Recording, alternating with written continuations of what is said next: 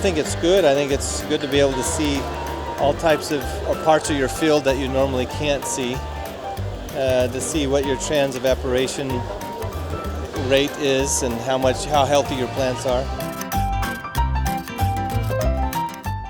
To get same-day information downloaded into our systems, be able to know what our production is would be fantastic. Definitely it's interesting to have aerial data that you can then match with what you're seeing on the ground is very valuable. But as far as a management tool to find out how your plants are doing in what areas of the field, I think that'd be good.